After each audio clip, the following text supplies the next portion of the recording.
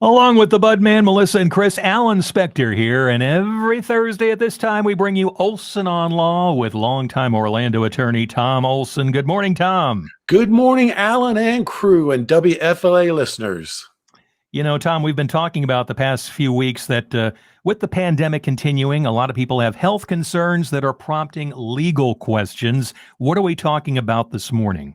Today we're talking about what is the difference between a will and a living trust.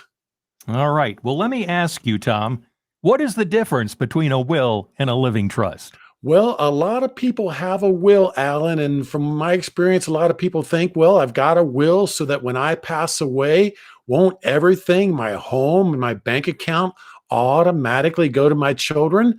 And there's nothing automatic about it, Alan.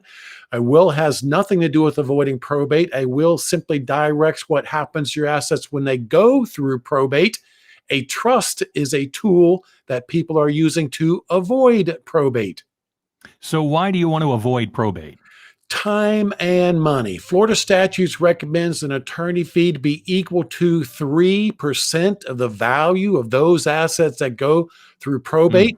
So if mom passes away with $500,000 estate, Florida statutes would recommend attorney's fees of $15,000 to run those through probate. That's a lot of money and people want to avoid it.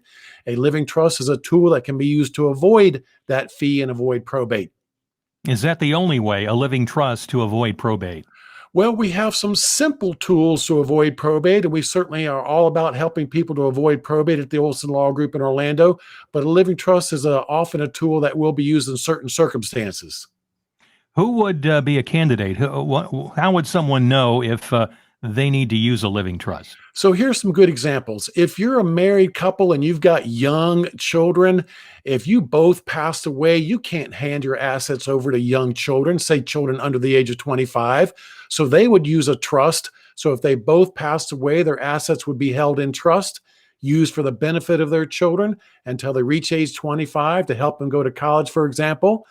Another example is if you have adult children who are spendthrifts, that they can't hold on to their money, they would blow through it. You can use a trust so it can be doled out to them over a period of time.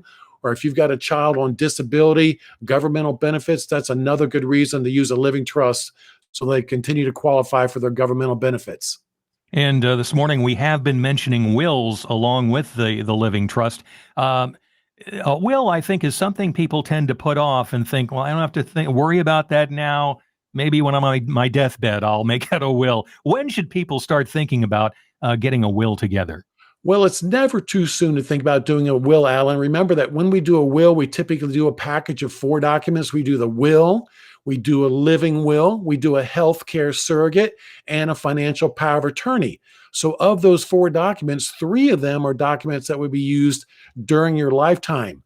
Alan, a lot of older people recognize it's time to get a will done, but I tell you, the biggest group of people that I see that have not thought about getting a will done, that need to have a will done, are young couples that have young children. They often, like a lot of people, they think they're going to live forever. But if you've got young children, it really gets to be critical that you have a will and a trust done to provide for what will happen to them if mom and dad both passed away, including guardianship provisions as to who would take care of those young children if both mom and dad passed away. Very important, Tom. If you have legal questions, Tom, we'll be happy to answer them on the Olson on Law show, which is heard Saturdays at 1 p.m. here on News Radio WFLA Orlando. Tom, thanks so much, and we'll see you next time. Thank you, Alan. And remember, for all of your legal needs, call the Olson Law Group in Orlando. Final thoughts on Good Morning